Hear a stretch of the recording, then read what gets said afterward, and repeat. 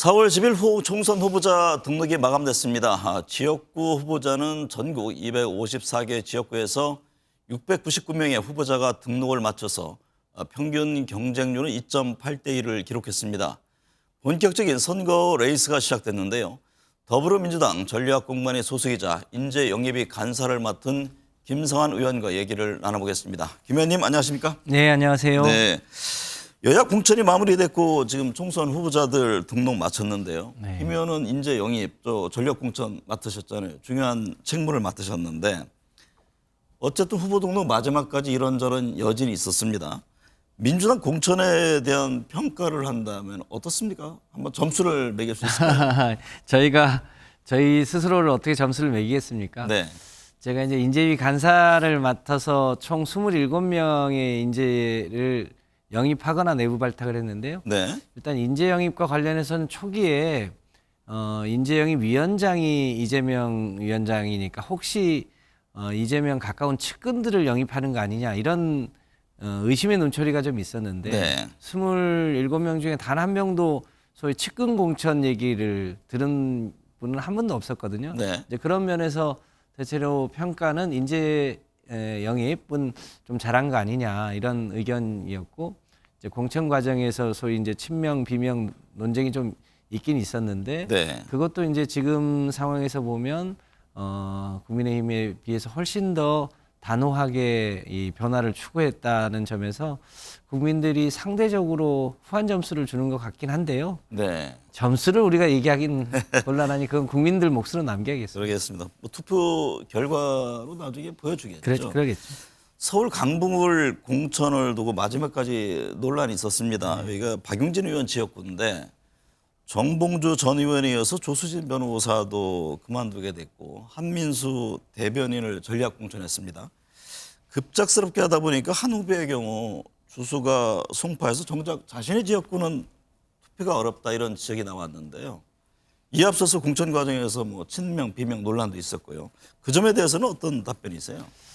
네, 이제 당에서도 이제 박영진 의원이 비교적 이제 젊은 정치인이어서 박영진 의원을 공천을 하는 게 좋겠다고 하는 의견이 있었던 분들도 꽤 있었는데 아무래도 정봉주 의원하고 한번 경선을 치렀고 또 조수진 변호사하고도 한번 경선을 치러서 두 번 패배한 분에게 기회를 드리는 게 맞겠냐 하고 하는 지도부 내에 의견들이 좀 있었던 것 같습니다. 네.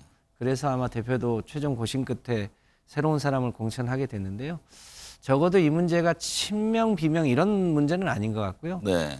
그러니까 공천을 받은 사람은 모두 친명이 되고 떨어진 사람은 모두 비명이 되는데 실제로 이제 굳이 분류하자면 비명인 분들 중에도 단수 공천 받았던 분들이 꽤 많이 있고 또 네. 경쟁을 통해서 이겨낸 분들도 꽤 많이 있거든요. 네. 그런 면에서 요 자체를 가지고 친명 비명으로 나누는 건 좀 적절치는 않다 이렇게 보입니다. 이번에 공천 과정을 보면 당원들의 어떤 역할이라고 해야 되나요? 이게 상당히 과거와는 좀 다른 양상을 보여준다. 이런 평가들이 있습니다. 그러니까 저도 뭐 현역 국회의원인데 아무래도 권리당원 명부나 당원을 추천하는 권한에 지역위원장에게 권한이 상당하게 많이 있거든요. 네. 그래서 현역 국회의원이 훨씬 유리할 거다 이런 여론이 있었는데 이번에 막상 뚜껑을 열어보니까 그러니까요. 실제로 지금 시기에 국민들의 바램 또 당원들의 바램을 위해서 누가 열심히 했는지에 대해서 굉장히 당원들이 냉정하게 평가하고 있는 거 아니냐라는 걸 새삼 느껴서 당의 주인은 국회의원이 아니라 당원이다라고 네. 하는 거를 새삼 확인한 공천 과정이지 않았나 싶습니다. 어쨌든 지역구 대진표가 확정됐고 본격적인 선거전에 들어갔는데요. 최근 민심 기류는 어떻게 읽고 있는지요? 국민의힘 우세에서 지난주부터는 민주당 우세다 뭐 이런 분석들이 나옵니다. 그러니까 이제 민심의 그 바닥에서 도도하게 흐르는 흐름이라는 게 있지 않습니까? 네. 그러니까 바다에서 치면 해류라는 게 있고요.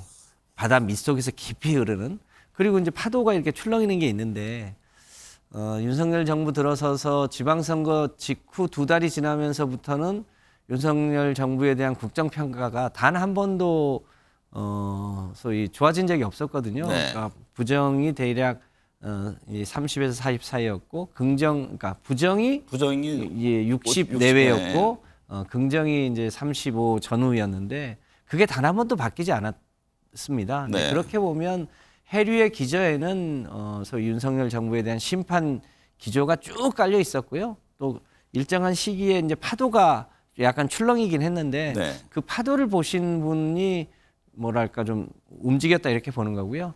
그 바닥의 민심을 제대로 본 분들은 사실상 2월, 3월에도 뭐 국민의힘이 좀 좋아졌다고 하는 것은 파도를 본 것이지 네, 일종의 착시였다.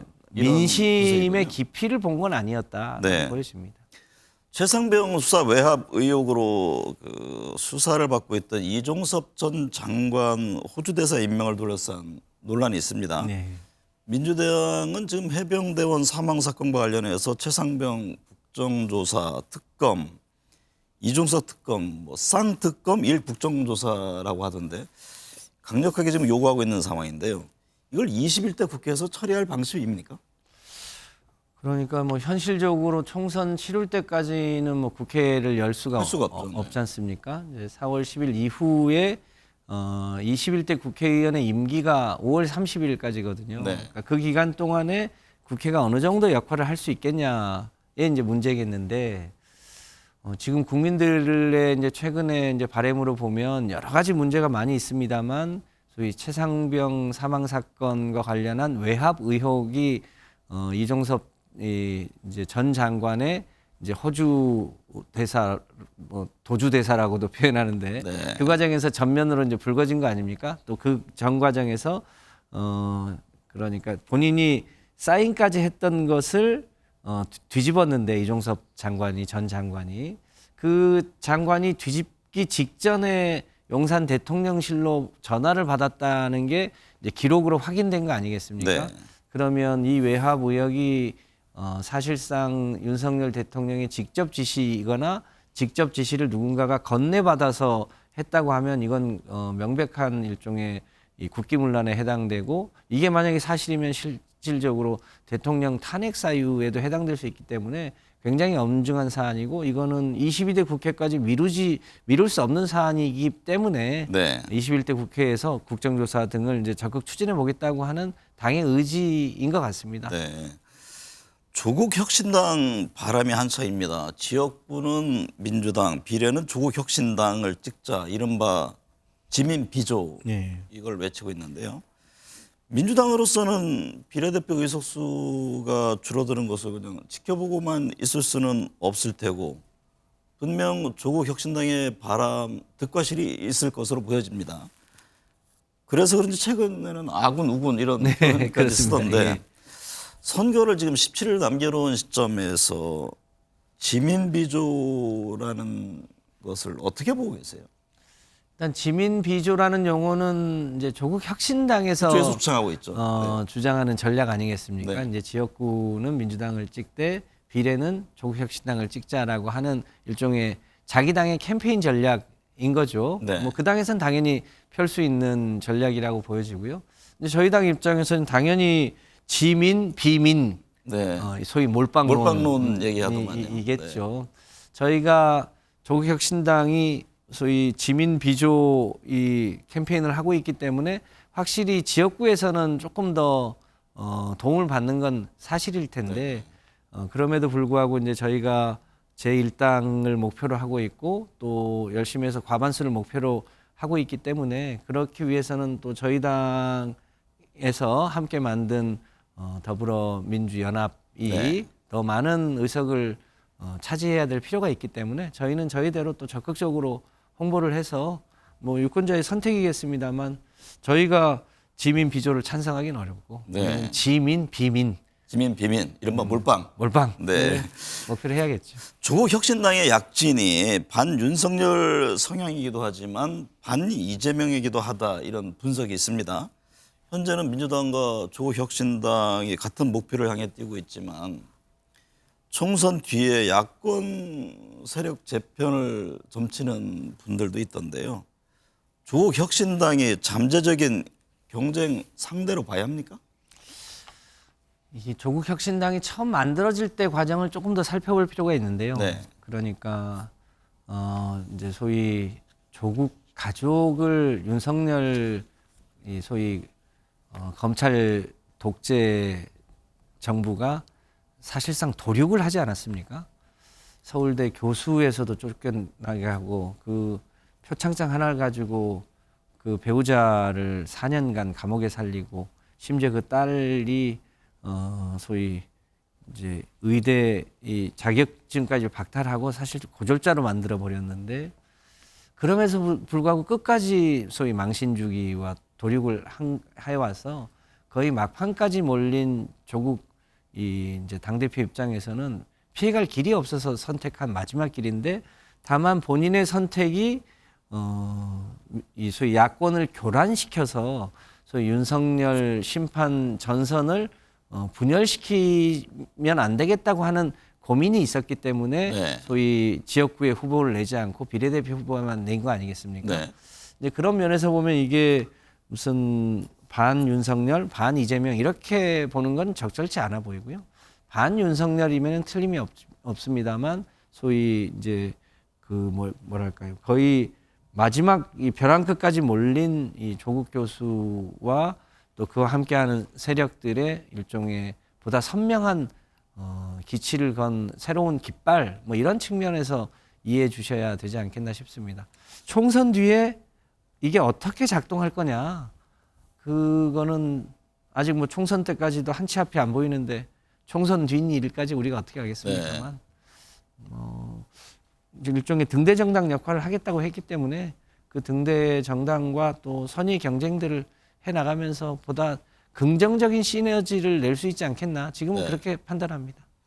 당과 당이 하나가 되는 통합 이런 것도 염두에 둘 수 있을까요? 지금 너무 빠른 얘기 아니겠습니까? 또 총선 후에 우리 국민들이 어떻게 판단하실지는 이제 네. 그때 가서 봐야겠습니다만 지금 뭐 그것을 염두에 두는 건 너무 이른 판단인 것 같습니다. 네. 민주당과 진보당 등이 선거 연대하면서 지금 지역구에서 후보 단일화가 이루어지고 있습니다. 김상원 의원 지역구에서도 단일화했잖아요. 네, 저희 지역에 홍기웅 그 진보당 후보가 있었는데 네. 굉장히 열심히 해왔거든요. 그런데 이제 전체적으로 비례연합을 구성하면서 후보를 이제 뭐 여론조사 없이 이제 단일화를 했는데요. 이제 그런 면에서 보면 지역에서 구도가 국민의힘과 1대1 구도로 만들었다는 점에서 저희로서는 이제 굉장히 뭐 한편으로는 고마운 일이고요. 더 근데 열심히 싸워야겠죠. 한편에서는요, 이 진보당 전신이 통합 진보당이라는 점을 들어서 중도 표심에 대한 우려를 제기하기도 하던데 그 점은 어때요? 현장에서 느꼈을 때. 일부 뭐 보수 언론과 국민의힘 측에서 이제 그렇게 판을 몰아가 보려고 하는 의도는 있는 것 같은데 네. 실제 바닥에서 느껴지는 것은 전혀 뭐 그런 느낌이라기보다는 윤석열 김건희 정부에 대한 심판 이게 워낙 강력하기 때문에 네. 진보당의 과거의 흔적에 대한 무슨 우려나 이런 거는 지금 바닥에서는 거의 찾아보기 네. 어려운 것 같습니다. 1대1 구도가 됐다는 득이 훨씬 더 크다 이런 그래 보입니다. 입장이시군요. 네. 선거에서는 이 구도의 중요성을 말합니다. 뭐 지역구를 돌아보면서 느낀 소회를 여쭤보고 싶은데요. 정권 심판론이냐, 정부 지원론이냐, 지금 뭐 서로 입장을 내세우고 있는 것 아니겠습니까? 피부로 느낄 수 있는 건 어떤 겁니까? 아니 실제로 뭐 저희 지역은 조금 이제 저희 민주당에게 조금 더 유리한 지역이긴 합니다만 전반적으로 보면 지난 2년 동안의 윤석열 정부의 여러 가지 소위 외교, 뭐 경제, 민생, 네. 안전 뭐 거의 전 분야에서 대한민국을 소위 선진국에서 다시 후진국으로 후퇴시켰고 우리가 상상하지 못하는 게 이제 현실로 나타나고 있고 뭐 최근에는 이제 대파 875원에서 확인되는 것처럼 최종적으로는 그것이 민생과 경제를 아주 어렵게 만들고 있는 문제가 워낙 커서 네. 지금 윤석열 대통령이 사실상 관권 선거 운동을 하면서 추계에 따르면 거의 한 100조 원 이상의 1000조 원이라고 하던가요? 네. 엄청난 재원이 있어도 해결하기 어려울 정도의 지금 공약을 남발하고 있으신데 그 공약의 약발이 거의 지금 맥히지 않는 것 같습니다. 워낙 윤석열 정부 심판 여론이 커서 정부 지원론이 잘 안 맥히는 상황 아닌가 싶습니다. 현재 민주당으로서 이번 총선에서 가장 눈여겨보는 지역은 어디일까요? 뭐 다 한 곳 한 곳이 중요하겠습니다만 한강 벨트, 낙동강 벨트 여러 분석들이 나옵니다. 네. 최근에 얼마 전까지만 해도 이제 국민의힘에서 소위 낙동강 벨트의 탈환, 또 수원 경기 남부 벨트의 탈환 뭐 이런 얘기 때문에 네. 저희 당도 좀 한편으로 긴장을 했습니다만 최근 여론의 흐름을 보면 이제 충청 북도 일부 또 충남의 서해안 지역의 일부 이제 저희가 좀 취약했던 지역도 상당하게 저희가 앞서거나 거의 경합으로 왔고 지금 사실은 가장 관심 있는 데가 낙동강 벨트와 부산 경남 아닌가 싶습니다. 네. 저희가 굉장히 어려울 거라고 예상했는데 최근의 상황으로 보면 부산과 낙동강 벨트 지역의 경남, 소위 네. 불경 지역에서도 저희 당 후보들이 상당히 선전하고 있는 게 여론조사상 잡히고 있거든요. 경합적이 많이 보인다 이런 말씀이시군요. 그렇습니다. 이제 그런 면에서 이제 한강 벨트가 아니라 낙동강 벨트가 가장 중요한 전선이 된 거 아닌가 네. 싶습니다. 이번 총선에서 민주당이 승리하기 위한 핵심 전략은 어떤 겁니까? 정권 심판론, 뭐 경제, 먹고 사는 문제 중요성 이런저런 얘기가 나오던데요. 저희 당이 이제 4월 10일은 소위 윤석열 정부 심판의 날이자 국민 승리의 날이다 이렇게 얘기를 했는데 지난 윤석열 정부 2년 동안 사실상 국민들의 관심이나 국민들의 소위 의견에는 거의 윤석열 정부가 마이동핑하지 않았습니까? 기자회견 한번 제대로 한 적이 없고 국민들 앞에서 진지한 무슨 실패에 대한 사과 한번 제대로 하지 않았던 정권에 대한 국민적 심판이 이번 선거의 가장 핵심적이고 네. 또 결과적으로 그것을 통해서 이제는 경제와 민생을 살리는데 윤석열 정부가 좀 집중해야 한다. 그렇게도 하지 않으면 이제는 이제 조국 혁신당에서 얘기하는 것처럼 계속 국정을 이끄는 게 맞냐 이런 근본적인 회의도 있는 게 사실 아니겠습니까? 네. 이제 그런 면에서 저희 당도 심판과 경제 민생의 회복 여기에 전략을 맞춰서 초점을 맞춰서 지금 하고 있고 그래서 오늘 이재명 대표는 지금 민생이 굉장히 어렵기 때문에 1인당 25만 원, 4인 가족 기준으로 100만 원씩 과거의 재난지원금 수준의 경제 지원을 좀 할 필요가 있겠다는 네. 새로운 제안을 하고 있습니다. 네. 민주당이 예상하는 의석수 그리고 남아있는 총선 변수는 어떤 것이 있다고 보세요? 저희가 의석수를 예측하기는 어렵습니다만 여튼 제1당을 목표로 하고 있고 네. 저희가 조금 더 욕심을 내면 최소한 과반수 소위 151석을 목표로 하고 있는데 뭐 더 최선의 노력을 다해 보는 것 외에는 별다른 방법이 있겠나 싶은데요. 네. 선거를 치러 보면 선거에 돌입을 하면 그때는 거의 민심의 변화가 없는 것 같더라고요. 네. 이번 주에 이제 본격적으로 선거가 시작되는데 저희가 마지막까지 최선을 다해서 국민의 민심을 잘 받들 수 있도록 해보겠습니다. 네. 후보는 결정됐고 유권자의 선택이 남았습니다. 정치, 삶에서 뗄래야 뗄 수 없습니다. 적극적인 선거 참여로 유권자의 권리를 충실히 실천에 옮겼으면 합니다. 오늘 함께해 주셔서 감사합니다. 네, 고맙습니다.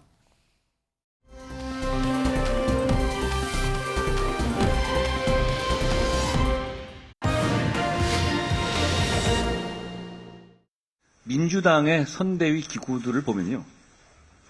다 모든 걸 심판하자 뿐입니다. 심판의 대상이 자기들이라는 것을 잊은 것 같습니다. 저희는 민생경제특위, 경기 서울 리노베이션 특위, 격차 해소 특위 등 모두 동료 시민의 일상을 개선하고 당면한 현안을 해결하고 전진하자는 내용의 특위라는 점, 그 차이를 주목해 주시기 바랍니다. 만약에 지난 2년간에 잘못했다, 무능했다, 국민을 무시했다, 자격이 없다라고 생각되시면 확실하게 표를 주지 말아야 합니다. 여러분, 주인이 주인 노릇을 해야 주인 대접을 받습니다. 맞습니다. 주인의 지엄함을 보이지 못하면 머슴이 종이 주인 머리 꼭대기에 올라앉습니다. 오늘 조국 혁신당은 4월 10일 국회의원 총선거를 앞두고 파란불꽃 선거대책위원회에 돛을 올립니다. 오늘 파란불꽃 선대위 출범으로 조국혁신당은 본격적인 총선 준비 체제를 마쳤습니다. 검찰 독재 정권의 조기종식과 인간다운 삶을 보장하는 사회권 선진국 제7공화국을 향해 4월 10일까지 거침없이 달려가겠습니다. 감사합니다. 네, 한 주간의 여론 흐름 짚어보겠습니다. 홍영식 한기열 리서치 소장, 배종찬 인사이트 K 소장 나오셨습니다. 어서 오십시오. 안녕하십니까? 네. 안녕하세요. 총선이 보름여 앞으로 다가왔습니다. 최대 격전지가 과연 어디가 될지 궁금한데요. 제가 두 분께 미리 좀 말씀을 드렸죠. 앞에 판넬 좀 올려주시면 좋겠습니다. 배 소장님 어디를 보셨어요? 한강벨트입니다. 역시 이제 대접전이 벌어질 수밖에 없고 결국 국민의힘으로서는 지난 총선에서도 패배했던 이 한강벨트에서 얼마나 회복하느냐가 수도권 성적표와 직결될 수밖에 없고 나머지 지역도 이곳에 판세하는 것과 상당히 연관될 수밖에 없습니다. 말 그대로 한강벨트를 비롯해서 서울의 48곳 지역구 중에서 20곳 이상을 국민의힘이 확보할 수 있냐 아니면 지난번 총선과 마찬가지로 한강벨트마저도 더불어민주당이 석권하는 형태로 가느냐에 따라서 총선의 결과 또 총선 이후의 정치권 지형까지도 영향을 줄 수 있기 때문에 가장 중요한 것은 한강입니다. 홍 소장님은 최대 격전지 어디를 보셨어요? 저는 이제 충청과 낙동강 벨트로 봅니다. 네. 배 소장님보다는 제가 조금 더 비관적인 관점에서 국민의힘의 입장에서는 비관적인 관점인데 여기가 마지노선이면서 충청 지역의 경우는 지금 수도권이 광역화되면서 그 지역의 젊은층들이 수도권 젊은층이 많이 유입이 돼 들어갔단 말입니다. 그래서 과거에 비해서 훨씬 더 격전지화 되어버렸다는 거고 다음 PK 지역은 좀 이따 말씀드릴 기회가 있겠습니다만은 이 정체성 논쟁까지 벌어지면서 네. 예상치 않는 격전지화 조짐을 보이고 있습니다. 네. 배 소장님, 한 네. 언론 보도를 보면요. 국민의힘 내부에서 서울과 경기 지역 중 각각 10곳씩만 국민의힘이 우세하다 이런 분석이 있다라는 보도가 있었는데요. 실제 수도권 민심 향배는 어떤가요? 대체로 이제 민주당이 좀 앞서가고 국민의힘이 쫓아가는 판세의 흐름이다. 이렇게 이제 진단이 나오는 것으로 보입니다. 그렇기 때문에 자체 정당 내에서의 예측 결과도 민주당은 좀 우세하다고 판단하는 반면에 국민의힘은 더 쫓아갈 수밖에 없는 그런 지금 판세 아니냐 이렇게 이제 해석이 나오고 있고 분석이 나오고 있는 것인데 무엇보다도 중요한 것은 정당 지지율입니다. 정당 네. 지지율은 서울이 좀 꺼졌다가 다시 이제 회복이 되는 그런 이제 상황으로 나타나고 있는데 그런 상황에서 서구 경민, 서울은 그래도 국민의힘, 인천과 경기도는 민주당이 좀 앞서가고 있는데 여기서 최근에 이제 좀 국민의힘이 밀리는 양상으로 나타나는 것이 바로 대통령실발 악재, 이른바 이황물의가 되겠죠. 이종섭 그리고 황상무 그리고 물가 그다음에 의대 정원 이런 부분들이 부담이 되면서 수도권의 영향력, 수도권 경쟁력에 영향을 줬다고 볼 수 있는데 마지막으로 중요한 것은 과연 이런 상황 속에서 국민의힘이 기대할 수 있는 것은 한동훈 위원장의 이 컨벤션 효과가 다시 한 번 더 작동이 되느냐. 선거 초반에 1, 2월에 작동됐던 것이 이 부분이 중요한 관건이 될 것으로 보입니다. 홍 소장님, 넥스트 리서치가 매일경제 저희 MBN 의뢰로 조사한 여론조사에서 서울 승부처 4곳 모두에서 민주당이 앞서는 것으로 나왔는데요. 이게 총선 때까지 이 흐름이 이어갑니까? 아니면 몇 번 더 출렁일 것으로 보세요? 제가 본 데는 몇 번 더 출렁일 겁니다. 네. 출렁인데 이제 그 진폭이 이전보다는 조금 줄어들면서 출렁일 거라 예상이 되는데요. 그 이유는 저희들이 정기조사를 통해서 체크를 해보면은 네. 과거의 경우는 선거판으로 가면은 보수, 진보 이렇게 해서 그쪽으로 이 중도층이 이렇게 흡수돼가는 조짐을 보였는데 지난주 우리 조사에서 보면은 중도층이 오히려 더 늘어나고 있습니다. 아, 늘어납니까? 이 중도층은 기본적으로 스윙보트의 역할을 하기 때문에 언제든지 각 당 후보의 그 정치적 또는 정책적 그 발표에 따라서 지지율을 바꿀 수가 있습니다. 그래서 중도층이 이렇게 큰 폭으로 늘어나는 조짐이 있기 때문에 제가 볼 때는 몇 번 더 출렁일 가능성이 큽니다. 네. 배 수장님, 갤럽 조사를 보면 국민의힘 지지율이 지난주 서울 지역에서 9%포인트 상승을 했습니다. 물론 이제 그 전주에는 15%포인트 하락한 바가 있는데요. 현재 서울의 표심은 어떻게 읽고 있습니까? 회복되는 상태로 봐야 되겠죠. 네. 이황물의, 이종섭, 황상무, 물가, 그리고 의대 정원, 이것이 이제 부담이 됐던 것이 근데 좀 수습되는 국면이 있습니다. 오늘 또 한동훈 비대위원장이 의대 정원 관련해서 병원 관계자들과 또 회의를 한다고 하니까요. 이런 부분들이 이제 수습 국면에서 그래서 지금 화면에서 보시는 것 같이 45%까지 치솟았던 국민의힘 서울 지지율이 다시 30%로 꼬꾸라졌다가 39%로 회복이 됐고요. 반면에 민주당이 그렇다면 치고 올라갈 수 있는 기회였는데 24였던 민주당의 지지율이 파란색을 보시면 됩니다. 31로 올라갔다가 다시 26으로 내려갔어요. 그러니까 네. 지금 격동이 되는데 앞서 홍영식 소장께서도 말씀하셨지만 앞으로 이 투표일까지 포함해서 6번 정도의 변곡점이 더 있습니다. 내일 의대 정원, 그리고 28일 공식 선거운동, 4월 4일 바로 이제 사전투표가 있는 주의 첫째 날, 그리고 6일 사전투표일, 그리고 8일 투표를 앞두고 있는 월요일, 그리고 10일 투표일까지 6번의 변곡점이 있기 때문에 상당히 앞으로도 더 많이 출렁거릴 것으로 보입니다. 근데 이 대목에서 제가 우리 홍 수장님께 질문을 드리면 이제 배 수장님 당 지지율 중요하다는 말씀을 하셨습니다. 근데 과거에 어쨌든 그 국민의힘이 서울에서 지지율이 높은 경우가 꽤 있었지 않습니까? 그럼에도 불구하고 각 지역별 대결 구도를 보면 밀리는 양상이 나타나거든요. 그런 건 어떻게 해석을 해야 합니까? 민주당 우위라고 네네. 보시는 거죠. 그거는 뭐 어느 정도 예상되었던 거죠. 지난 선거에서도 민주당이 압승을 했던 지역인데 네. 이번에도 그런 민주당 우위가 그대로 나타날 것인가. 사실은 지금 서울시를 전체적으로 서울시는 과거에 비해서 좀 더 중산층화되는 조짐을 보입니다. 네. 그래서 사실은 그런 흐름을 놓고 본다면은 국민의힘이 시간적으로 놓고 본다면은 좀 더 유리해질 수 있는 상황으로 바뀌었지만은 그러나 그 큰 흐름은 뭐 좀 미미했다고 봐야 되겠고 어쨌든 지금으로 봐서는 지난 선거의 연장선상에서 제가 보건대로 서울에서는 아직 국힘이 좀 더 국힘보다는 민주당이 좀 더 우위를 지금 유지를 하고 있는 그런 상황인 것 같습니다. 네. 서울 종로를 보면요. 갤럽과 넥스트 리서치 조사인데 곽상원 민주당 후보가 최재형 국민의힘 후보를 앞섭니다. 종로 지역은 여전히 좀 상징성이 있는 곳 아닙니까? 과거에 비해서는 뭐 상징성이 조금 떨어졌지만 그래도 역시 그대로 상징성이 있다고 봐야 될 것 같습니다. 종로라는 곳이 옛날에 그런 것도 있지만은 지금 지역적 특성도 가보면은 재개발이 되고 해서 중도층 또는 국민의힘 지지층도 요즘 좀 더 유입되어 있고 해서 평균적으로 봐서 서울의 평균 표심에도 좀 더 가까워져 있습니다. 네.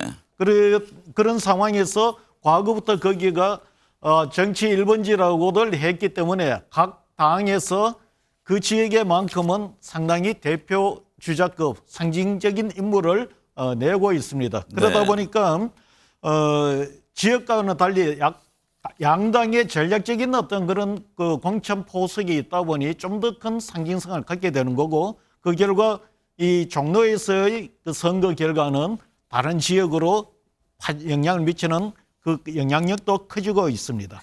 종로에 대해서 조금 더 설명을 네. 드리면 방금 전에 화면으로 보여드렸던 MBN 그 매일경제 결과를 좀 보여주시죠. 이 결과를 보시면 이 지역은 팽팽한데 곽상원 후보가 더 앞서는 이유는 바로 최재형 후보의 표를 금태섭 후보가 가져가는 겁니다. 자, 네. 38%의 최재형, 6%의 금태섭 합하면 정확하게 곽상원 후보 같은 44가 되거든요. 지금 대체적으로 서울 지역이 팽팽한데 팽팽한 이유는 뭐냐면 대체적으로 지난번 총선에서도 민주당이 강세 지역이었죠. 그러면 후보 인지도 면이 좀 경쟁력이 국민의힘이 확보돼야 되는데 아직까지는 그렇지 못하다는 거. 네. 후보의 경쟁력이 확보되지 못할 때 우리가 이른바 HALO, 할로 이펙트, 뒤에 병풍처럼 지지율을 떠받쳐줄 수 있는 사람이 있어야 되는데 그런 사람이 이제 국민의힘으로서는 한동훈 비대위원장으로 봤는데 아직까지 한동훈 비대위원장이 서울 지역에서도 최근에 이른바 대통령실과의 갈등도 있었고 이런 부분들이 제대로 확산되거나 뚜렷하게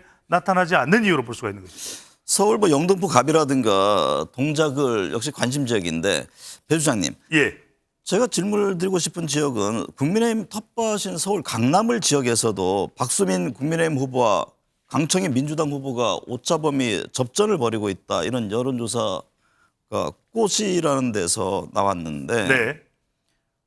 이 지역은 국민의힘 절대 강세 강세 지역 지역이죠. 아닌가요? 근데 하지만 네. 강남에서 이전에 민주당의 전현희 또 의원이 전 의원이죠. 또 당선된 바가 당선이 있죠. 되기도 했던 지역입니다. 이 지역을 가만히 보면은 결과적으로는 전반적인 인지도 면에서 국민의힘 후보가 그다지 부각되지 못하고 있다. 그리고 지금 우리가 하나의 조사만 가지고 마치 절대적으로 해석을 할 이유는 없습니다만 이 조사 결과 화면을 좀 그대로 보여주십시오. 보면 여전히 20.5%니까 강남 지역에서 오히려 후보자들에 대한 선거에 대한 관심도가 높지 않다. 결과적으로는 이 강남 지역은 뭐냐면 국민의힘의 대표자가 누구냐 이걸 보고 싶었는데 결과적으로는 한동훈 위원장이겠죠. 근데 네. 한 위원장이 공천은 뭐 조용한 공천 시스템 공천에서 주목을 또 상대적으로 평가를 받았는지는 모르겠지만 선거 국면으로 빠른 전환이 좀 이루어져야 되는데 대통령실과의 아까 말씀드린 이황물의 이 상황으로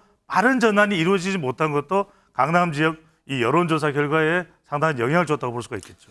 홍영식 소장님, 경기 성남 분당갑 지역도 관심이 쏠립니다. 넥스트 리서치와 한국 리서치 조사에서 안철수 국민의힘 후보와 이광재 민주당 후보가 접전을 벌이는 것으로 나타났는데요. 성남 분당갑 유권자들의 마음을 움직일 어떤 지역구 현안이 있을까요? 여기는 성남이어도 조금 성격이 다르죠. 네. 서울로 따지면은 강남. 그렇죠. 이런 어떤 성격을 갖고 있어서 지역 현안은 오히려 지역 현안보다도 전국 현안, 전국 구도가 더 영향을 미칠 수 있는 그런 그 지역이라고 보여져요. 네. 그래서 아마 그런 이유 때문에 양당 당에서도 보면은 거기에 출전시킨 후보들이 전국 이 구에 이렇게 표현을 할 수 있는 그런 이 중량급 후보들을 배치를 시켰어요. 네. 그래서 여기서는 지역에 되고 현안보다도 앞으로의 구도, 전국 구도에 되고 두 후보가 어떻게 공방을 펼쳐나가느냐 이것이 더 큰 변수가 될 것 같습니다. 네. 배 주장님, 인천 계양의뢰의 경우 이재명 민주당 후보와 원희룡 국민의힘 후보가 맞붙었는데요.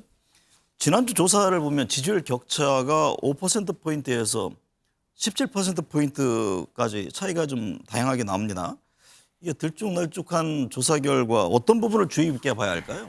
자, 먼저 이런 현상의 결론적인 부분부터 말씀드리면 결국 투표율의 차이가 선거의 결과를 다르게 만들 수가 있다는 것. 대체로 이 지역은 지금 민주당 강세 지역이고 이재명 대표의 상징성도 매우 높다고 할 수 있겠죠. 그러다 보니 이 지역은 민주당 이재명 후보가 대체적으로 앞서가는 결과입니다. 그런데 그 격차를 보면 어떤 조사는 뭐 한 자릿수, 어떤 조사는 두 자릿수로 나고 있는 상황인데 이건 이제 조사 방법의 차이도 있고 조사 시점의 차이도 있고 또 하나가 거듭 말씀드리면 지금 우리 시사 스페셜을 통해서 보여드리는 이 조사들은 투표율, 실제 선거에서의 투표율이 전혀 네. 반영되지 않거나 추정되거나 또 그런 예측의 이 알고리즘을 통해서 투입이 되지 않은 겁니다. 그런 네. 만큼 투표율이 연령대별로 어떻게 되느냐. 과연 투표하러 가지 않기로 했던 지지하는 정당이 없다고 했던 무당층들이 과연 최종적으로 어떤 결정을 내리느냐에 따라서 그 선거 결과는 지금과는 달라질 수 있다는 것도 보여주는 하나의 근거가 되겠죠.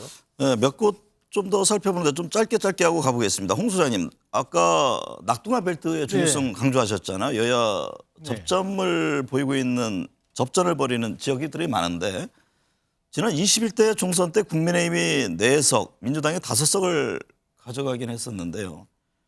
오는 10일 총선에서는 어떤 결과가 나올까요? 제가 전체 의석수를 분석할 때 254석을 다 분석하기는 너무 복잡해요. 네. 그래서 제가 하는 방식은 뭐냐면은 서울에서 서울, 경기, 인천에서 지난 선거만큼 국민의힘이 이제 의석을 확보하느냐, 다음 PK 지역에서 이 민주당이 지난 선거만큼 갖고 가느냐 이거로 보는 건데 지금 보면은 이 낙동강 벨트 쪽에 보면은 국민의힘의 관점에서 좀 이상기류가 나타나고 있습니다. 네. 그리고 이 낙동강 벨트 외에 이 부산 시내 그 안정지역조차도 한두 석이 흔들리고 있단 말입니다. 어떤 이상기류입니까?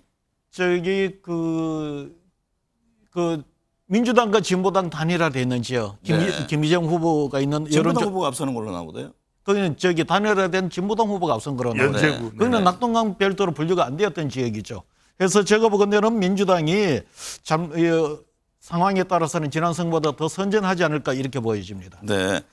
배 주장님, 경남 네. 양산 을 지역은 김태호 국민의힘 후보, 김두관 민주당 후보 초접전 양상 보이고 있다면서요. 그렇죠. 대체적으로 이 지역은 부산도 그렇지만 경남도 울산도 낙동강 벨트도 국민의힘 지지율이 높습니다. 그럼에도 불구하고 이러한 현상이 나오는 것은 정당 지지율에 앞서가고 있는 국민의힘이지만 이 지역의 낙동강 벨트의 현역 민주당 현역 말 그대로 험지에서 이미 당선이 된 사람들입니다. 그만큼 후보 경쟁력이 막강한데 그럼에도 불구하고 이렇게 국민의힘 지지율이 많이 차이 날 정도로 높으면은 상당히 또 흔들리지 않겠냐. 실제 또 불과 2, 3주 전만 하더라도 흔들렸거든요. 그렇지만 이 흔들림을 잡아주는 것, 흔들리지 않도록 잡아준 것이 바로 조국 효과입니다. 네. 빠져나가는 이 지지층들을 마치 방파제처럼 방조제처럼 막아준 것이 이제 일종의 조국 효과이기 때문에 PK 지역에서 또 하나 떠오른 변수가 이 조국 효과를 국민의 힘이 또는 비례투표 정당에서 국민의 미래가 어떻게 차단할 수 있을지 없을지가 큰 이제 걸림돌이 될 수밖에 없고 과제가 되는데 중요한 건 이겁니다. 단순히 한동훈 위원장이 이제는 부산을 간다고 해서 민심을 잡기 쉽지가 않아요. 그렇다면 국민의힘으로서는 이 지역 공략 방법이 뭔가 지역민들이 다시 지난번에 엑스포 유치와 같이 한번 결집할 수 있는 그런 좀 지역 거점 공약이 필요할 것으로 보입니다. 홍 수장님, 앞서 관심 지역으로 이제 낙동강 벨트와 충청을 꼽으셨잖아요. 근데 갤럽 조사를 보면 민주당이 충청권에서 전주 대비 19%포인트 상승했는데 지지율이 이렇게 급등한 이유는 뭘까요? 이거는 급등으로 해석하는 것은 아닐 것 같습니다. 네. 갤럽 조사, 저희들 조사 1000명 조사를 하는데 1000명을 했을 때 충청권에서의 그 활동된 샘플 수는 100명이에요. 네. 그거를 우리가 통계적으로 오차 범위로 환산하면 거의 플러스 마이너스 20%입니다. 그래서 이 19%포인트가 많기는 해도 실제 100명을 대상으로 했는 거로 놓고 본다면은 이거를 증감으로 해석하기보다도 오히려 저희들은 3월 둘째 주, 3월 셋째 주 국민의힘 지지율, 민주당 지지율을 합해서 나누어서 그 지역의 표심을 읽어보는 게 더 정확하지 않을까. 네. 저는 그렇게 권고드리고 싶습니다. 최근에 전체적인 흐름은 어떻습니까? 충청권의 흐름은요? 뚜렷한 지금 제가 볼 때는 이렇게 드러나는 거는 그거로는 파악을 잘 안 되고 있습니다. 네. 배 수장님, 예. 충남 공주 부여 청양의 조사 살펴보면요. 정진석 국민의힘 후보, 박수현 민주당 후보 이게 세 번째 대결 아닙니까? 그렇습니다. 피 튀기는 대결, 리턴 매치가 충남, 공주, 부여, 청양에서 일어나고 있는데 정말 공주의 민심이 어떤지, 부여의 민심이 어떤지, 청양의 민심이 어떤지 이렇게 영향을 미칠 수밖에 없는데 지금 방금 전에 갤럽 조사에서도 충청권이 이렇게 오르내리는 이유는 뭐냐면 충청권이 중도적 성격이 상당히 강합니다. 그러니까 다른 지역보다도 더 표심의 변화가 더 큰 폭으로 일어날 수 있다는 것이고 두 번째는 최근에 이 국민의힘의 충청권 지지율이 내려갔던 이유는 이황물의, 이종섭, 황상무, 물가 그리고 의대 정원 이런 부분이 뒤늦게 충청권에 영향을 미쳤던 부분. 또 하나는 네. 좀 충청권 소외론도 나와요. 왜 충청에 뭔가 좀 큰 굵직한 공약이 없느냐 이런 이야기도 나오는 부분이기 때문에 이런 부분들이 영향을 미쳤을 것이고 과연 다음 주에 우리 시사서패실에서 충청권 부분을 분석할 때 회복이 됐을지 여부가 상당히 중요할 것 같습니다. 이 공주 부여 청양은 이렇습니다. 상당히 팽팽한데 이 지역은 한치 앞을 내다볼 수 없는데 단 하나 변수처럼 떠오르는 것이 정진석 후보의 육선하게 될 경우에 국회의장. 그는 이제 국민의힘이 총선 승리를 했을 때에 벌어질 수 있는 일이기 때문에 이 변수도 하나의 또 변수가 되는 것으로 보입니다. 홍 수장님, 갤럽 조사에 따르면 유권자 5명 중에 1명꼴로 지지 후보로 바꿀 수 있다 이렇게 응답을 했는데요. 지금까지 나온 여론 흐름과 다른 결과가 나올 가능성이 있다는 얘기인가요? 충분히 있습니다. 지금 사실 지금 정도 되면 표심이 거의 다 굳어져 가야 되는데 20% 조사 기간마다 다르지만 20% 또는 그 이상의 후보를 바꿀 수 있다는 의견이 나오고 있습니다. 네. 그 이유는 뭐가 하면 아까도 말씀드렸습니다만은 과거와 달리 보수 진보로서의 자기 정체성보다도 중도로 정체성을 규정하는 유권자들이 그만큼 더 늘어나고 있기 때문에 이것이 지난 선거, 과거 선거하고 좀 다른 패턴입니다. 네. 선거청 즉 스윙 보터가 늘어나기 때문에 지금의 선거 결과는 다르게 나올 가능성이 굉장히 큽니다. 최근 이슈 현안 중에 네. 그 이종섭 전 장관의 호주 대사 임명 문제, 또 황상무 시민사회수석 회칼 테러 발언 논란이 있었는데요. 이 두 사안이 당 지지율이라든가 대통령 지지율에 여전히 영향을 주고 있다고 보십니까? 이게 어떤 총선까지도 이슈가 갈까요? 그렇죠. 뭐 조금이라도 영향을 안 준다고 할 수는 없겠죠. 하지만 누군가 이것이 총선에 결정적이다 그렇게 보지는 않습니다. 왜냐하면 총선에는 계속해서 아까도 말씀드렸지만 투표일까지 6번의 변곡점 분수령이 발생할 수 있다는 것은 데이터에 근거해서 이전 선거들과 비교해서 분석을 해드렸고요. 일단 이 부분이 그런 이유는 이황 무르인데 이황은 수습 또는 수습되는 국면입니다. 이종섭, 황상무 사이 수리가 됐고 이종섭 전 장관은 일단 귀국을 했고요. 물인데 물가는 뭐 여러 가 비판을 받을 수는 있습니다만 이거는 원치 할 도리가 없는 부분이고 마지막에 의대 정원은 한동훈 위원장의 오늘 만남이 어떻게 되느냐가 또 영향을 미칠 것으로 보이는데 결과적으로는 이게 뭐 좋을 리는 없죠. 이것 때문에 어떻게 보면은 좀 국민의힘이 기세를 펼쳐가던 국면 자체가 꺾였던 것, 살짝 주춤해졌던 것도 바로 이런 논란들이 유발되면서 영향을 미쳤던 것으로 보입니다. 홍 소장님, 대구 경북 지역 그 민심은 어떻게 보세요? 한동훈 위원장이 박근혜 전 대통령도 만나겠다 이런 그 지금 계획이 잡혀 있지 않습니까? 제가 볼 때는 대구 경북 민심이 제가 볼 때는 제일 국민의힘으로서는 좀 묘한 부분입니다. 네. 예를 들어 뭐 황상무 이종섭 논란은 이거는 서울의 중도층의 아젠다입니다. 네. 지금 대구 경북에 지금 이 민심에 이 영향을 미치는 거는 제가 볼 때는 도태우 이 후보를 후보에서 배제를 시켰던 그리고 다른 후보를 이제 공천했는데 그 부분이 제가 볼 때는 지역에서 제일 큰 문제가 됩니다. 네. 사실 지금 한동훈 비대위원장이 박근혜 대통령을 만나러 간다고 하지만 과연 박근혜 대통령이 어떤 입장을 취할지 잘 모르겠어요. 왜냐하면 박근혜 대통령의 정치를 안 한다고 하지만은 이 친박 성향의 후보들이 있었단 말입니다. 네. 그게 누구가 하면은 유영하 변호사 외에 이 도태우 변호사예요. 도태 변호사도 변론을 했잖아요. 예, 변론이고 다음에 그 북구 갑 동구을 군위 지역 거기도 보면은 친박 후보들이 경선을 하고 있었는데 그 지역도 다 경선을 취소하고 이 전략 공천을 해버렸어요. 네. 그러다 보니까 친박 진영의 친성향의 의원들이 후보들이 이 공천에서 한 3명 정도가 배제되는 모양입니다. 그래서 제가 볼 때 과연 한동훈 후보가 그런 상황에서 위원장이요? 네. 이 만난다고 해서 그런 어떤 대구 경북의 어떤 그런 영향을 얼마나 끌어낼 수 있을지 장담 못하겠습니다.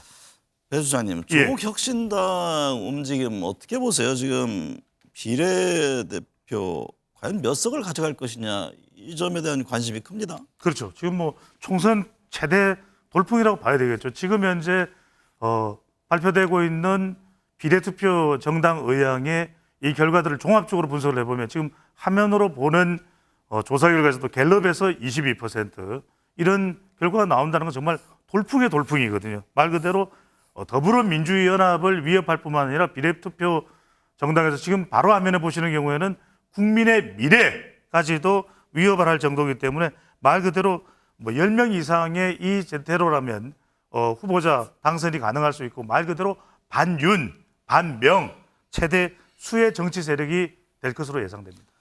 홍 수장님, 그 조국 혁신당의 지역구는 민주당, 비례는 조국 혁신당 이 점을 강조하고 있잖아요. 최근 들어서는 여야 모두 견제하는 듯한 그런 인상도 주고 있는데 국민의힘과 민주당의 유불리는 어떻게 보세요?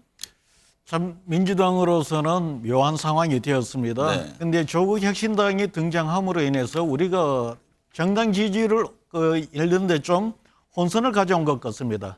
조국 혁신당이 들어오니까 정당 지지율이 되고 민주당 지지할 자들이 그 지지층들이 조국 혁신당으로 나가는 거죠. 그래서 드러난 지지를 보면은 민주당 지지율이 국민의힘보다 많이 낮게 나오는 이런 구도가 됩니다. 이거로 인해서 선거 예측을 하는 데 있어서 혼선이 빚어지는 일이 벌어지는데요. 그러다 보니까 국민의힘의 어떤 그 낙관론을 좀 더 키운 부분도 있고 반면 민주당에서 놓고 본다면은 적절한 수준에서의 어떤 그 교차 분석 수준이어야 되는데 지지율이 교차 분석 정도 이상으로 호남 이런 데에서는 오히려 조국 혁신당이 그 바람을 불 정도로 커지고 있기 때문에 향후 경쟁 구도로 갈 수 있는지에 대해서 그런 데 대한 우려가 지금 나오는 현실입니다. 마지막에 짧게 제가 단답형 좀 질문을 드릴까 합니다. 현재로서 제1당은 어디가 유리하고 또 과반 이상 정당이 나올 수 있을지 배 소장님부터 답변해 주시죠. 과반 이상은 쉽지는 않을 거고 지금 현재의 지지율상으로 또 지역구의 여론조사로 보면은 민주당이 좀 앞서가는 판세 흐름으로 보입니다. 네, 홍 소장님은요? 저는 민주당이 과반 의석을 할 거로 봅니다. 단독으로. 단독 과반 이상이 네. 가능할 것이다. 예. 네. 네, 오늘 두 분 말씀 감사합니다. 이번 총선에서 유권자들이 받을 투표용지 길이는 얼마나 될까요? 총 38개 정당이 비례 후보를 등록하면서 투표용지 길이가 51.7cm에 달하면서 역대 가장 길다고 하는데요. 반면 지역구 경쟁률은 2.8대 1로 집계되면서 39년 만에 최저 경쟁률을 기록했습니다. 길기범 기자입니다. 이번 4.10 총선에서 유권자들은 역대 가장 긴 투표용지를 받게 됐습니다. 길이만 51.7cm. 총 38개 정당이 비례대표 후보를 등록하면서 35개 정당이 참여했던 지난 21대 총선 투표용지보다 3.6cm가 더 길어졌습니다. 선거관리위원회의 투표지 분류기가 처리할 수 있는 길이를 넘기면서 21대 총선에 이어 또다시 100% 수개표가 이뤄지게 됐습니다. 50cm, 60cm대는 무슨 난수표도 아니고 이런 투표용지를 받아들은 국민들이 얼마나 황당하겠습니까? 이번 총선에선 총 254개 지역구에 699명의 후보가 등록하면서 경쟁률은 2.75대 1을 기록했습니다. 1985년 치러진 12대 총선 2.4대 1 경쟁률 이후 39년 만에 최저 경쟁률입니다. 전국 모든 선거구에 후보를 공천한 국민의힘 후보가 가장 많았고 이어 더불어민주당, 그 다음으로는 개혁신당, 새로운미래 순이었습니다. 전국 최고 경쟁률을 기록한 선거구는 국민의힘 최재형 후보, 민주당 곽상원 후보, 개혁신당 금태섭 후보 등 7명이 등록한 정치 1번지 서울 종로가 차지했습니다. 지역구 후보자 성별은 85.8%가 남성이었고 평균 연령은 56.8세로 21대 총선보다 2살 더 높아졌습니다. 전국 최연소 후보는 경남 밀양, 의령, 함안 창녕의 28살 우서영 민주당 후보, 최고령 후보는 경북 경주에 출마한 85살 김일윤 무소속 후보입니다. 지역구 후보자들의 평균 재산은 27억 7,704만 원으로 LED 조명업체 대표인 김복덕 국민의힘 경기 부천갑 후보가 1,446억 6,768만 원의 재산을 등록하면서 안철수 국민의힘 의원을 제치고 최고 자산가로 꼽혔습니다. MBN 뉴스 길기범입니다.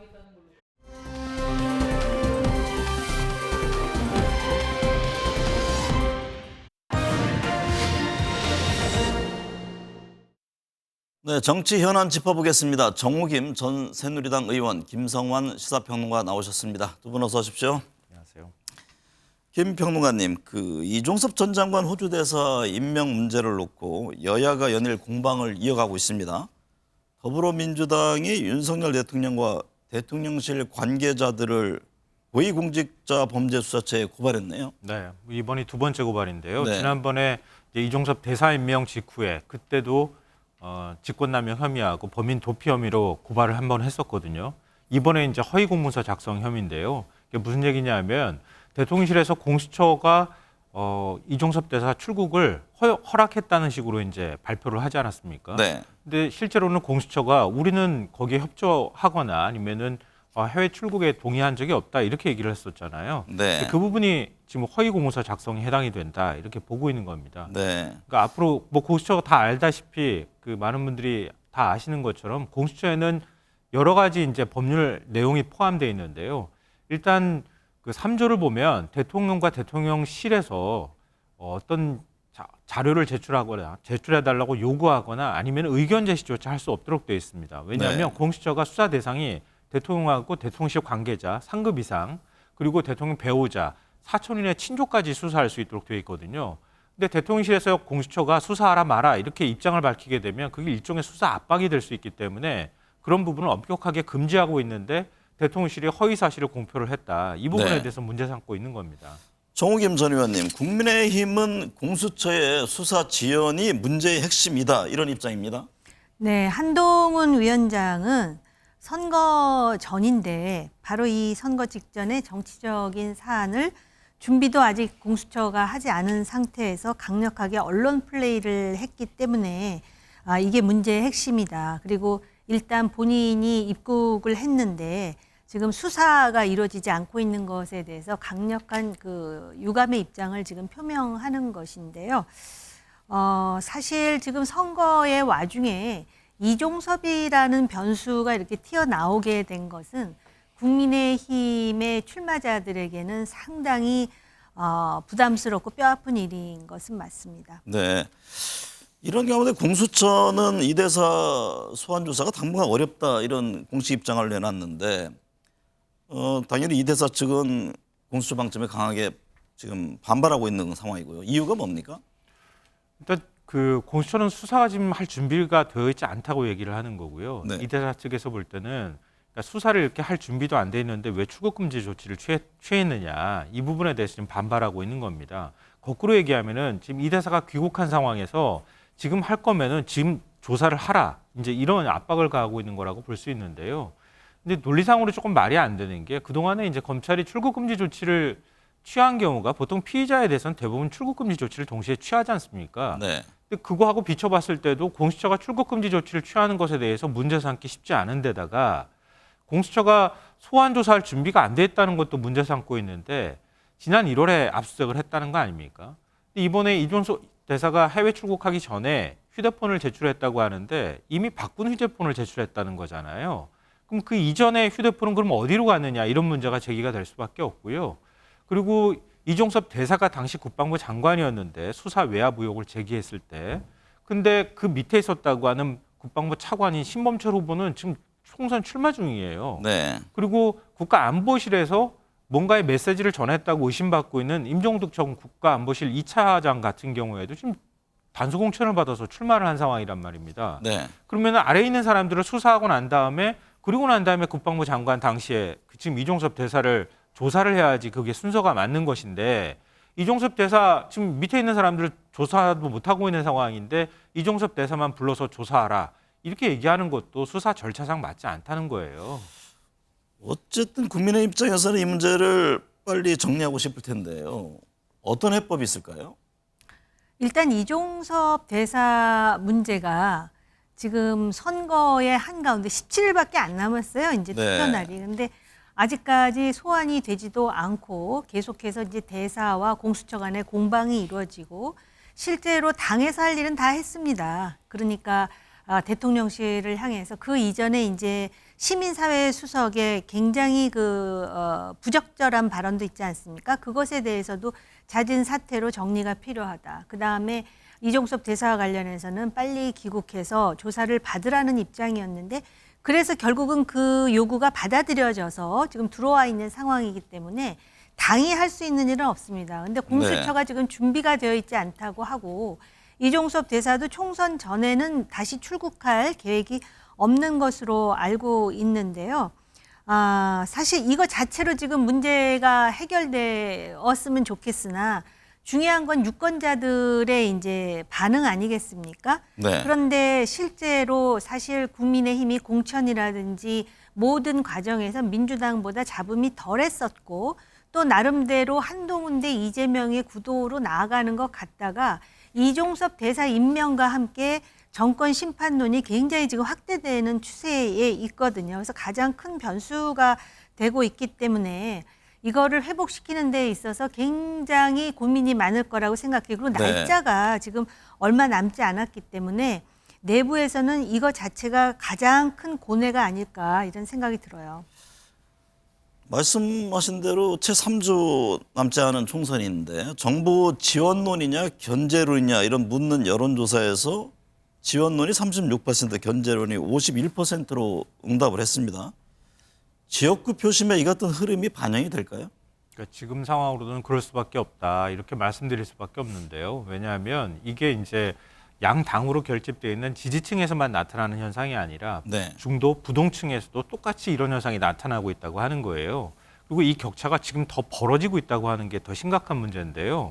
그러니까 과거에는 뭐 1년간 흐름들을 볼 때 이 격차가 좁혀졌을 때 지금 그래픽에도 나왔지만 9%포인트까지 좁혀지기도 하고 어떨 때는 또 6%포인트까지 좁혀진 적도 있어요. 네. 근데 지금 15%포인트라고 하는 건 한 지난 1년 동안의 격차 중에 가장 많이 벌어진 겁니다. 지원난하고 견제론이.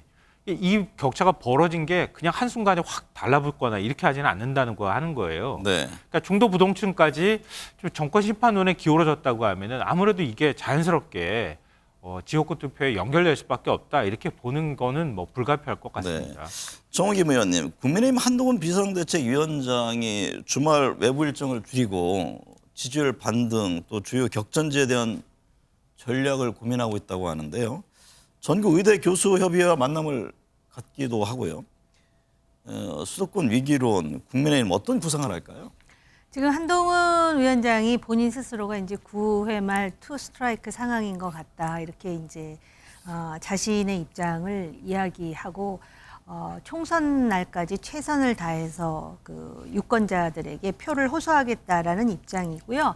지금 당장 그 의대 논란과 관련해서는 25일이 하나의 분기점이에요. 네. 왜냐하면 25일 날 이제 전국의 의대 교수들이 사직을 하고 또 이들이 그 의사로서의 법정 근로시간을 52시간으로 이제 제한하겠다라는 거 아닙니까? 그래서 오늘 4시에 한동훈 위원장과 전국 의대 교수 협의회가 이제 대화를 합니다. 네. 사실은 이 대화도 좀 더 신속하게 이루어졌으면 어땠을까라는 생각이 있어요. 네. 예정대로라면 지금도 지금 이제 대화를 하고 있겠죠. 네, 여론조사를 보면은 의대 증원해야 된다라는 여론이 높아요. 그런데 이제 그 방법론과 관련해 가지고 유권자들이 피로감을 갖는 데다가 실제로 지금 이러한 그 분쟁 속에서 많은 그 피해를 보는 환자들이 생겨나는 거 아닙니까? 네. 가족들하고. 그래서 지금 국민의 힘으로서는 위기론에 가깝게 하는 게 사실이고요. 그럼에도 불구하고 이 한국 선거라는 게 말입니다. 끝날 때까지 끝난 게 아니고 또 그 와중에 어떤 돌발 변수가 나올지 몰라요. 그렇기 때문에 진인사 대천명하는 마음가짐으로 지금 그 소위 수권 여당으로서 책임 여당으로서 앞으로 국정을 위해서 어떠한 공약을 내놓을 것인가 끝까지 최선을 다하는 것이 유일한 방법 아닐까 네. 생각이 듭니다. 김성환 평론가님, 한동훈 위원장이 이번 주에 박근혜 전 대통령을 예방한다고 하는데요. 박근혜 전 대통령 탄핵 사건 변호를 맡았던 도태우 변호사 이게 공천 취소된 데 따른 여론 부담을 의식한 것 아니냐, 아니면 또 보수층 결집을 위한 것이다, 이런저런 뭐 해석들이 나옵니다. 어떤 배경으로 이해하세요? 일단 뭐 그 대통령의 국정수행 지지율에 대한 어떤 지지 의사도 좀 떨어지기도 했고, 그리고 지금 정당 지지율도 역시 마찬가지 현상이 나타나고 있다 이렇게 얘기를 하면서, 그러니까 그 원인이 도태우 변호사 공천 취소 문제 때문 아니냐 이렇게 분석이 되고 있는데요. 네. 그러니까 지금 국민의힘에서는 그렇게 바라보고 있는 거죠. 그러니까 박근혜 전 대통령 찾아가서 좀 흔들리는 TK 민심, TK뿐만 아니라 사실 우리가 호남 민심에 대해서도 얘기를 하고 있지만 TK 민심이 수도권 민심하고도 연결이 되고요. PK 민심도 역시 마찬가지입니다. 근데 TK, PK 양쪽 다 지금 그 여론이 별로 안 좋아지고 있다고 하는 얘기가 나오니까 네. 그 여론을 동시에 수도권하고 같이 잡겠다고 하는 전략인 것 같은데, 근데 저는 도태우 변호사 공천 취소 문제 이것만 있다고 생각하지는 않아요. 네. 그러니까 아까 이종섭 문제 저희가 계속 얘기를 하고 있는 거지만 이종섭 대사 문제나 뭐 황상무 시민사회 수석 발언이라든가 이런 것들을 통해서 전반적으로 지금 정권 심판론이 커지고 있는 상황이란 말이에요.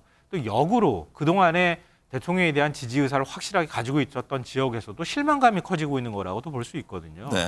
그러니까 단순히 박근혜 전 대통령을 만났다고 해서 금방 이렇게 뒤집어질 여론 같아 보이진 않는다. 네. 이게 사실은 훨씬 더 심각한 문제가 아닐까 싶습니다. 정호김 전 의원님, 서해 소위날 기념식에서 윤석열 대통령과 한동훈 위원장이 만났는데요. 뭐 공천이라든가 이종섭 대사 처리 문제 등을 놓고 다시 갈등이 있는 것 아니냐, 이런 얘기가 흘러나온 바가 있잖아요. 네. 봉합국면에 접어든 겁니까? 지금은 그 봉합 국면에 접어든 것을 보여줄 수밖에 없는 네. 상황이라고 보고요. 1차 갈등 때만 하더라도 유권자들이 그거를 굉장히 신박하게 보는 측면이 있었어요. 당정 관계가 이제 수평적 관계로 변화하는 게 아닌가라는. 그런데다가 또 그 이후에 한동훈 위원장 중심의 어떤 공천이라는 것이 상대적으로 안정적으로 하면서 민주당처럼 자기 세력이 아닌 인사들을 학살하는 차원의 그런 공천은 아니었기 때문에 네. 지금도 여론을 보면 공천과 관련해서는 국민의힘의 점수를 높게 주거든요. 네. 그런데 문제는 뭐냐면은 아까 우리가 몇 번이나 반복해서 얘기하지만 이종섭 대사 문제라든지 그 외에 이제 부적절한 그런 발언 때문에 어떻게 보면은 정권 심판론이 이렇게 그 바닥에 잠재되어 있는 것을 판도라의 상자를 열듯이 오히려 대통령실에서 스스로 연 것 같은 분위기를 만든 것이죠. 네. 이런 상황에서 이걸 수습하기 위해서 한동훈 위원장이 두 가지 요구를 하지 않았습니까? 그때 2차 윤한 갈등이 있다라는 그런 많은 언론 보도가 나왔는데 다행히도 대통령이 그 부분과 관련해서 받아들였잖아요. 네. 그런데 그 다음에 비례대표 공천 문제가 또 불거졌습니다. 그리고 비례대표 공천 과정에서 일단 수습은 했으나 여전히 이야기가 나올 만한 몇 가지 쟁점이 있었잖아요. 그러다 보니까 2차 윤한 갈등과 관련해서는 갈등 자체를 건강하게 보질 않고 이거 총선 앞에 상당히 시끄러워지는구나라는 그런 우려와 인식이 있었어요. 그래서 서해 수호의 날 기념식뿐만이 아니라 지금은 그 당정 간에 갈등이 없다라는 거를 이제 상당히 그 강조하는 그런 국면이 된 것이죠. 근데 사실은 말입니다. 네. 민주정당에서는 갈등이 자연스러운 거예요. 갈등이 없이 어느 한 개인이라든지 한 주도 세력에 의해서 다른 세력이 완전히 짓밟아지는 거 이건 민주적인 게 아니거든요.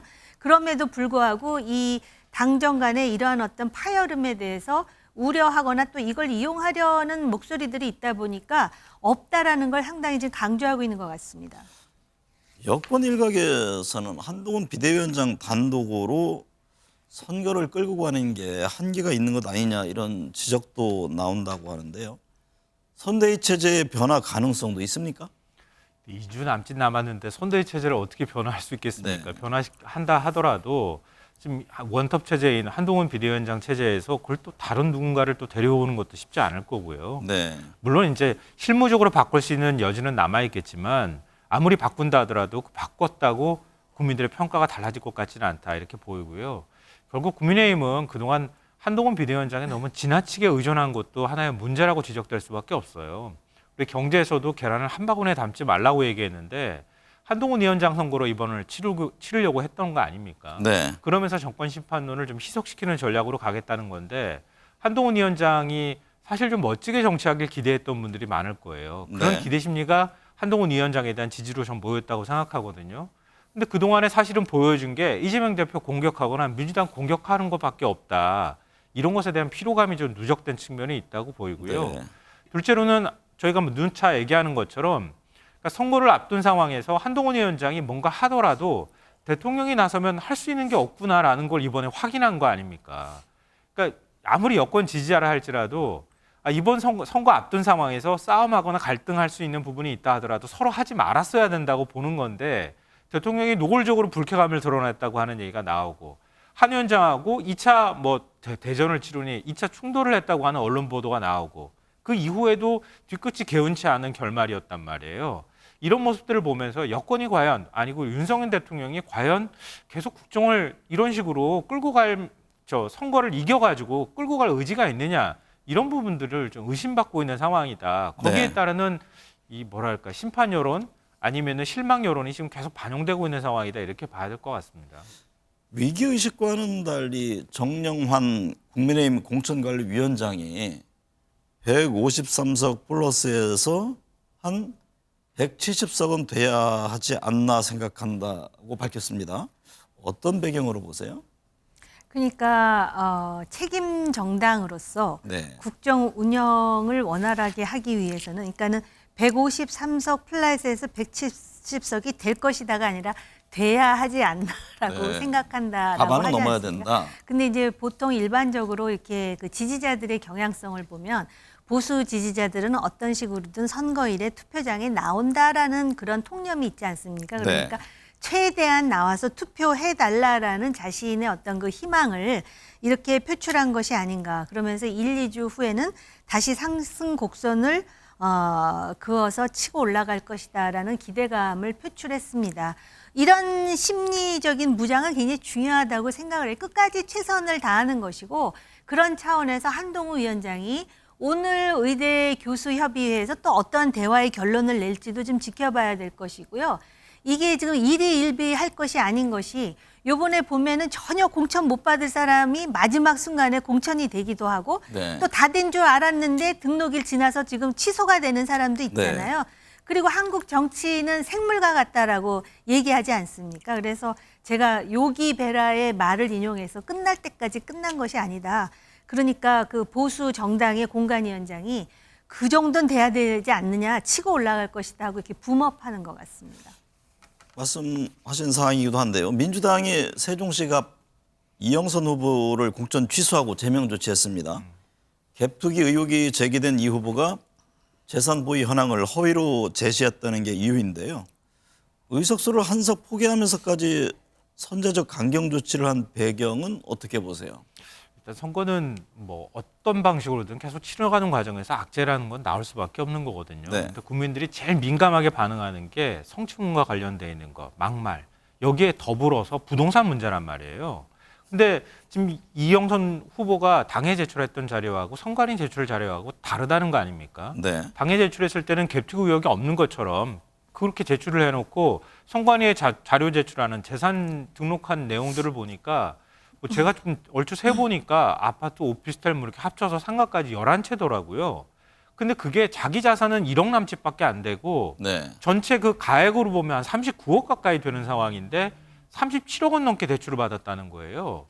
당에서 도저히 용납할 수 없다. 이 당에 허위로 자료를 제출한 건 당헌당규 위반이다. 이런 부분들이 하나 있을 거고 또 이런 악재가 발생했을 때 특히 부동산 투기와 관련되는 문제가 있을 때 이걸 집중적으로 어떤 국민의힘에서 문제 제기를 하면 민주당이 방어하기가 매우 어렵거든요. 그러니까 이런 면에서는 아예 빨리 싹을 자르는 게 좋겠다.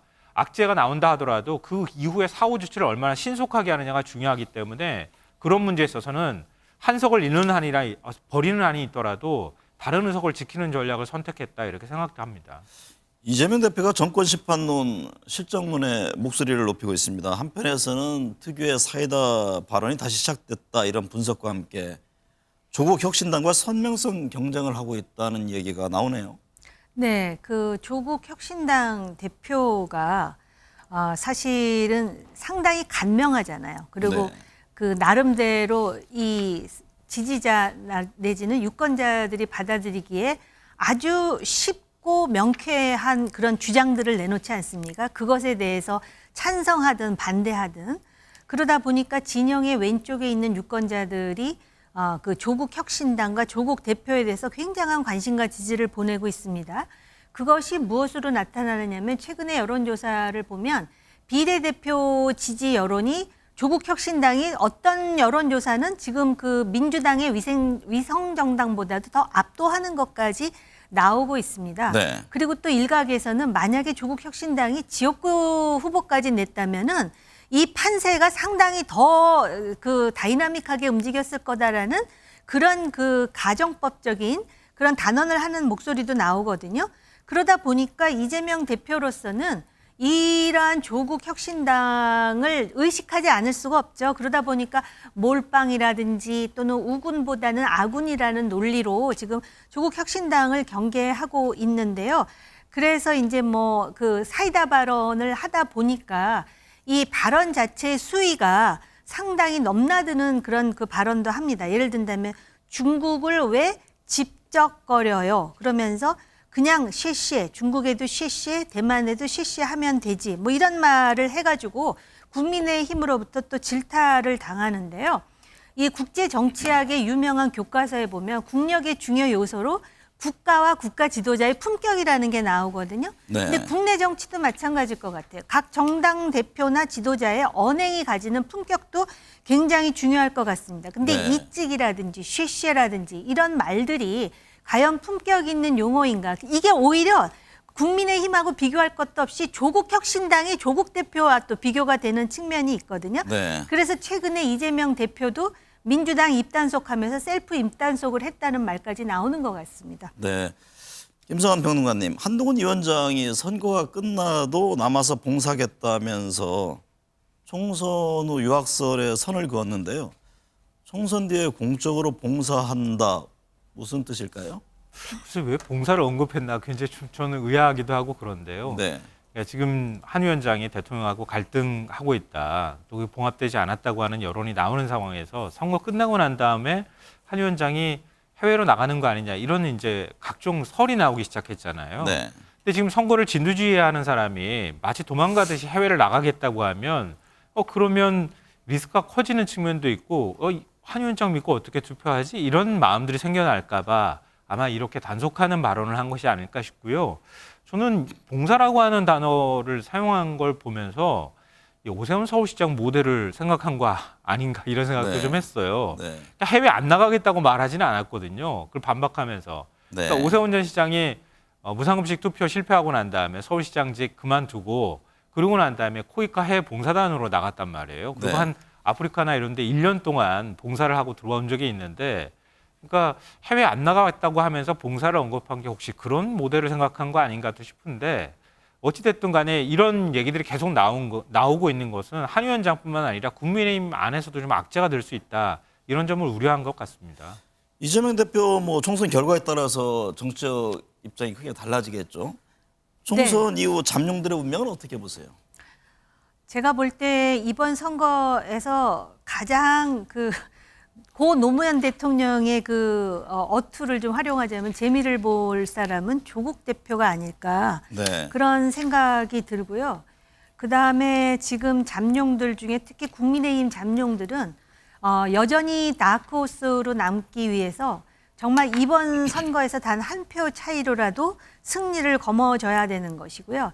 제가 볼 때는 이 잠룡들의 운명도 운명이지만 총선 이후에 각 진영 내에 어떤 다이나믹한 상황이 펼쳐질지, 예를 든다면은 국민의힘 진영과 관련해서는 대통령과 한동훈 위원장과의 관계라든지, 또 민주당 관련해서는 이재명 대표와 조국 대표 두 사람 다 사법 리스크가 굉장히 크기는 하나, 그러한 관계 동학이 사람들로 하여금 막장 정치 속에서도 여전히 관심을 견인하는 요소가 되지 않을까, 그런 생각이 드네요. 정계 개편이라든가 총선 뒤에 그런 움직임도 있을까요? 그럴 가능성도 있을 것 같은데요. 지금으로서는 선거를 일단 당장 치르는 게 중요하니까 네. 예상하기는 어렵지만, 어찌됐든 이 선거 이후에 대한 책임론이 굉장히 거세게 불지 않겠습니까? 네. 그런 면에서는 책임론을 두고도 여러 가지 갈등 요인들이 생길 가능성이 있어 보입니다. 네, 오늘 두 분 말씀 감사합니다.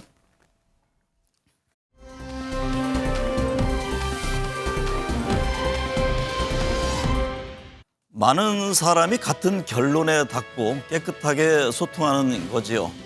수학계 노벨상이라 불리는 필즈상을 받은 허준희 미국 프린스턴대 교수는 수학의 가장 큰 매력에 대해 한 인터뷰에서 이같이 답했습니다. 인정과 존중에 인색하고 의사파업 등 정치, 사회적 갈등 사안을 놓고 출구를 찾지 못하는 상황에서 깨끗하게 소통한다는 표현이 와닿습니다. 정치, 사회 관련 복잡한 현안이 수학 문제풀이처럼 시원스럽게 해소되기는 어렵습니다. 절대 선과 100%가 아닌 양보와 타협의 미덕이 그래서 중요합니다. 정치 영역이 존재하는 이유이기도 하고요. 소통의 답답함이 전국을 짓누르고 있는 작금의 현실을 타개할 수학 공식은 없는지 허준희 교수에게 물어보고 싶은 심정입니다. 시청해주신 여러분 감사합니다.